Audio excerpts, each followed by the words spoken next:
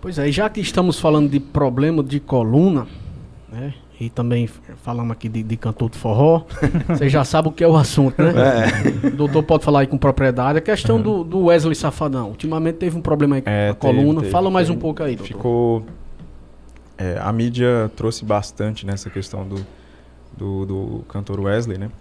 Ele já tinha um diagnóstico de hérnia de disco, já tinha um tempo já, né? Então a gente já via manchetes dele, já com pelo menos 1 a 2 anos, ali já tinha um histórico de uma hérnia de disco. Tá? Ele começou sim, um quadro de fortalecimento, né? Provavelmente muito bem acompanhado também, mas deve ter também uma história na família ali de problemas que faz com que o colágeno do disco tenha uma predisposição maior a fazer hérnia de disco, porque visivelmente ele não tem nenhum padrão de obesidade, nada nesse sentido. Tá? E só que agora teve um problema agudo, né? Foi quando atacou e quando ele não conseguia mais fazer show. Tá? Aí veio à tona na mídia e todo mundo passou até a conhecer melhor a doença depois disso. É curioso. Os pacientes já chegam perguntando, mas o meu problema é o mesmo do Wesley Safadão, né? E o que ele teve nada mais foi do que uma hérnia de disco totalmente atípica, né? Não é comum a gente ver hérnia de disco no nível que ele teve. Era na L3, L4, que é o comecinho da coluna lombar. A gente tem mais na L5-S1, na L4-L5, que é mais embaixo. Mas por que é mais embaixo? Porque é onde recebe toda a carga da coluna. Então é muito mais fácil você ter um problema lá embaixo, lá na base, do que em cima. Então essa dele é mais grave, é? É mais rara. É mais rara. Então ele tem uma hérnia um pouco mais alta, que é L3, L4, né? A gente conta quantos pacientes a gente já fez com esse nível. Fica próximo ali do umbigo, né? Ali pra cima, mais atrás, ou menos na altura ali da cicatriz umbilical, só um pouco que na mais região posterior, né? Ali, na coluna lombar. E o que aconteceu com ele? Então ele tinha 2 agravantes. A hérnia de disco, que o disco saiu do lugar e começou a comprimir os nervos. E ele tinha uma estenose de canal. O que é uma estenose? É um estreitamento, é um canal estreito. O canal que a gente fala é por onde passa a medula. Da medula é onde saem os nervos para a perna. Então o canal dele era muito apertado. Então ele tinha uma predisposição a fechar esse canal com a hérnia de disco. Então ele fez procedimentos de bloqueio, muito bem assistido lá pelo médico lá em São Paulo. Tá? Fez procedimento de bloqueio na tentativa de conseguir fazer seus shows, seguir sua agenda. Mas não conseguia. Porque ele tem um canal apertado com uma hérnia extrusa fechando a sua medula e comprimindo seus nervos. Então, o paciente que já teve esse tipo de dor, ele bem sabe o que a gente está falando, né? É uma dor incapacitante. Né? O paciente ele não consegue...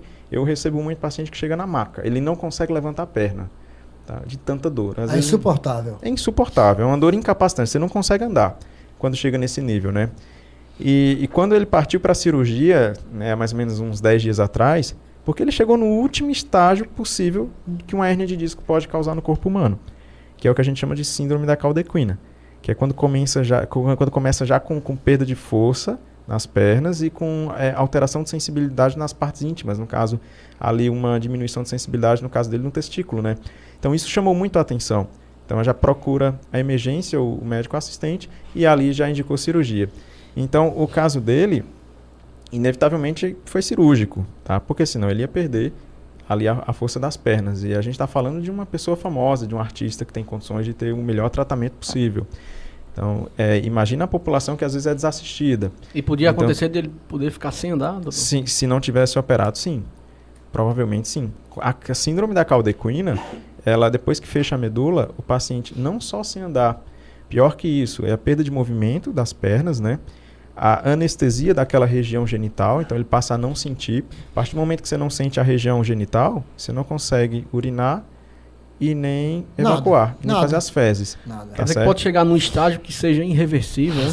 Às vezes sim. Às vezes sim, dependendo. O paciente abriu um quadro de caldequina, não operou, não resolveu, pode ser irreversível, tá? Eu lembro de um caso de um paciente que chegou para mim com a caldequina, ele não andava, tá? Não movimentava as pernas, tá? E não tinha controle nenhum, tá? Esfinteriano que a gente fala, né? Que é controle da região peniana, da região também para fazer fezes e urina, enfim, ele não tinha controle nenhum.